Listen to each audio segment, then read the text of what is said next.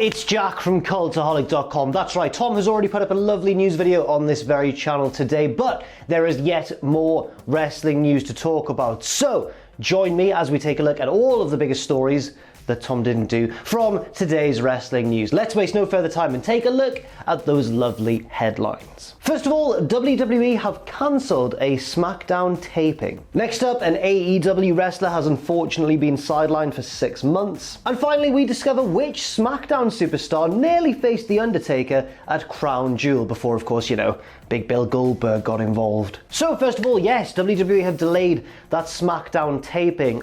News of turmoil at the Performance Center has kind of taken over the first half of this week, really, in the wrestling world, and it kind of all came to a head last night, which forced WWE to postpone their Smackdown taping. Now, WWE had a very packed schedule. They were throwing loads of tapings together, it seemed, in order to get everything out on time. Apparently, the Smackdown taping that was cancelled was actually for a future Smackdown, not this week's Smackdown, which had already been taped. But according to Sportskeeda, yes, the taping was originally postponed by 40 minutes and then outright scrapped and moved to this Friday. Obviously, they'll be taping it at the Performance Center because this week's Smackdown has already been. There's not going to be two things going on at once, don't worry about that. This delay and eventual postponement was all due to a reported positive virus test for a developmental talent. Now, I know you might be thinking, hang on, why a developmental talent? What are they doing there? Well, remember that SmackDown and Raw and NXT are not just the performers in the ring right now, it's everybody around the outside as well, isn't it? They get the developmental talent in to act as the de facto crowd in this situation. And this news kind of goes badly when you combine it with the various scathing reports that we've already reported on this week. Reports of WWE allowing wrestlers into the building even if they have a temperature, thereby removing the need for a temperature check, surely. Or, WWE reportedly refusing to allow people in the crowd to wear face masks. It all kind of has a reap what you sow sort of vibe. Now, there's no news yet on how this has affected morale backstage, the fact that, everybody turned up to tape SmackDown, then they had to go away because it got postponed. There's no news really on how the talent themselves are actually feeling at this time, but I wouldn't be too surprised if stories started to trickle out in the next couple of days because, various different sites have reported that they've got various sources saying that they're very unhappy with how things are going. And of course, you can totally see why. I mean, even at the best of times, I think such a grueling taping schedule would lead to problems with morale here and there. But when you combine that with these reports upon reports upon reports of WWE basically treating the pandemic not very well, or certainly not as well as other wrestling promotions, it does leave a bit of a sour taste, and you can totally understand, I guess, why frustration would occasionally boil over. Now, of course, SmackDown isn't the only thing that has been taped recently at the Performance Center, or that they've attempted to tape recently at the Performance Center. They've been doing tapings for Main Event and, of course, for Monday Night Raw. So right now, let's focus on a wrestler who was actually absent from those Monday Night Raw tapings, and also let's take a look at why. I'm talking, of course, about Kevin Owens. Now, according to both Sean Ross Sapp of Fightful and Dave Meltzer of The Wrestling Observer, Owens was absent due to a positive test by another member of the roster. I assume this means the same test that caused the SmackDown tapings to be postponed.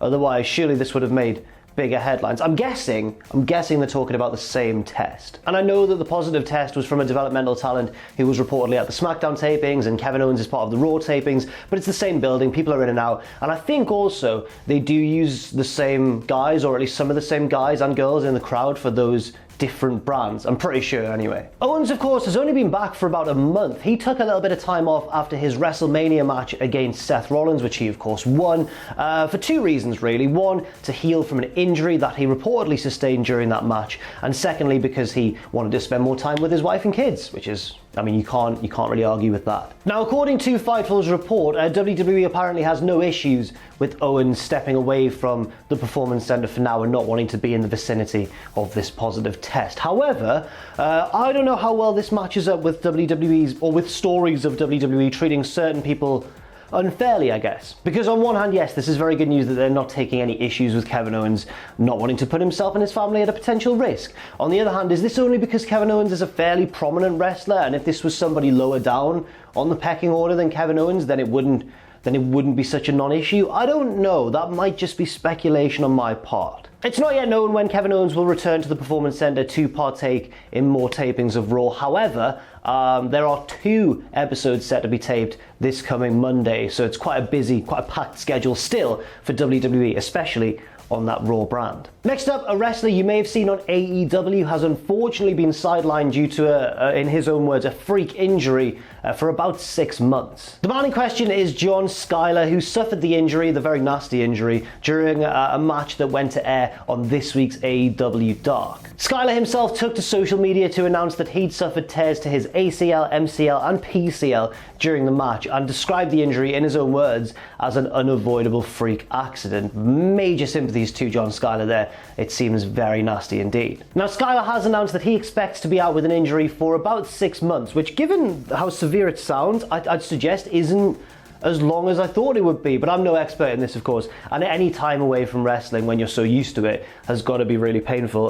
So, you know, all the best to Skyler. He said, 12 years, 1,264 matches, I'll be back in 6 months, hopefully sooner, and I'll be ready to pick up where I left off. Hashtag Tuesday Night Skyler is only preempted. Thanks to everybody at AEW for their unwavering support and generosity, and by the way, I finished the match. So yeah, once again, all of our best wishes to John Skyler for suffering such a painful sounding injury, but thankfully, at least in his own estimation, it only looks to be keeping him out for around 6 months, and hopefully by the time he returns, you know, he's got a lot more opportunities, and wrestling as we know it is maybe a little bit more back to normal. Now let's talk, in very timely fashion, about the 2008 Royal Rumble. Why is that? Well, it was announced on WWE Backstage recently that a repeat of the show will be shown on FS1. Now, if you remember rightly, that Rumble was the Rumble where John Cena made his shocking return in Madison Square Garden at number 30 to win the match and head on to WrestleMania. Now, apparently, I mean, of course, he wasn't the original planned winner of the match because he came back so unexpectedly. They probably had an A plan in place, and he was very much the surprise backup plan that sort of usurped that. But who was the original penciled in winner? Well, the fact that this event was mentioned on WWE Backstage and the fact that there's a very outspoken former wrestler who often appears on Backstage should maybe give you a couple of clues. That's right, according to CM Punk was originally supposed to win the 2008 Royal Rumble. And some people maybe not too familiar with Punk's run may be thinking, hang on, wasn't this sort of a bit far removed from CM Punk's peak, in WWE at least?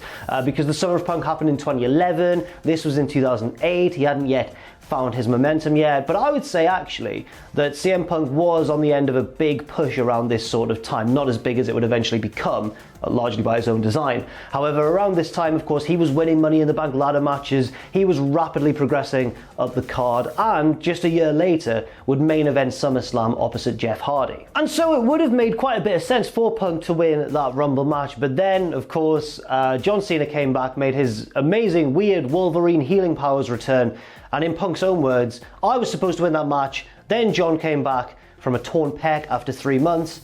Thanks very much, John. It's one of those weird things in wrestling, isn't it, where you look back at an incident and think, if that had happened, how would that have changed the entire course of wrestling as we know it? For all we know right now, I don't know, Rob Gronkowski could be WWE champion. I know that sounds stupid, but you never know. Might be a bit of a stretch. Next up, we all love WWE's partnership with Saudi Arabia, and we all love the shows that come about as a result of this partnership. Now let's go back in time to the first of those shows, the greatest Royal Rumble. And let's talk about a match that happened at that show, but almost didn't happen, but then did happen again.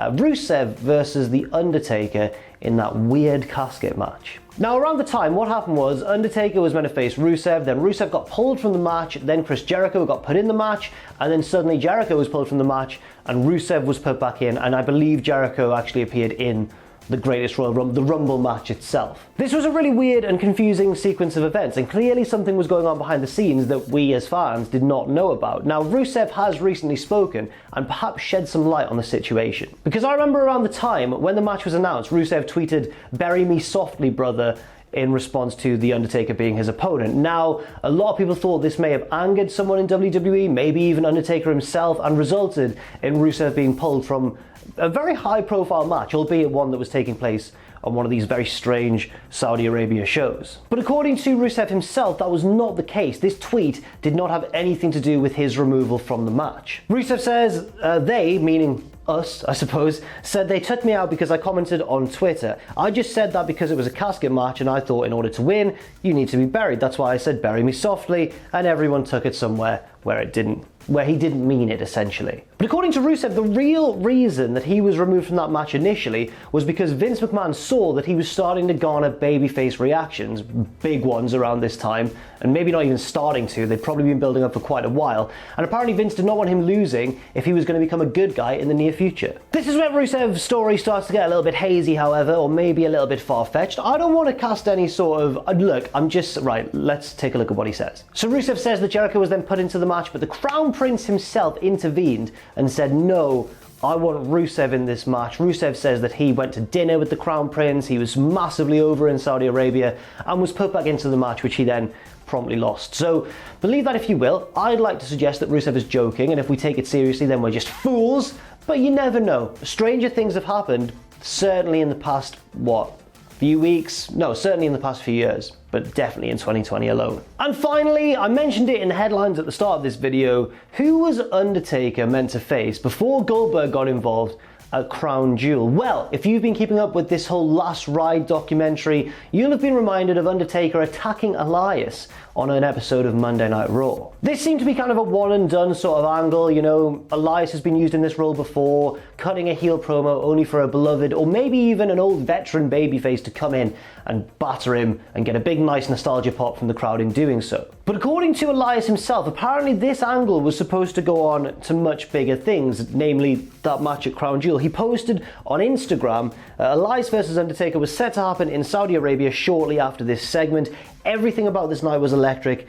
Things changed. Elias goes on to say, myself and the dead man have crossed paths multiple times since I've been here, and I hope it's not the last. There is a great story to be told both on screen and behind the curtain. He's one of the greatest to ever do it. Check out The Last Ride on the network to learn more about the man behind The Undertaker. Of course, we know what happened instead. Undertaker versus Elias never officially happened.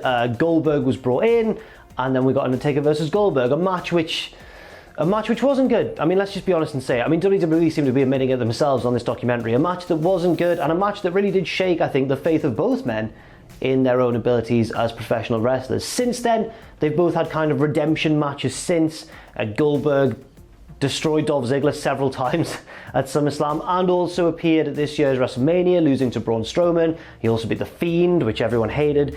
It's been a bit of a ride since then, but it won't be our last one, guys. Thank you very much for watching this news video. I've been Jack from Cultaholic.com. Leave your thoughts and opinions in the comments section down below. My recommended match, because it was mentioned in this very video, is the 2008 Royal Rumble match. A really enjoyable one.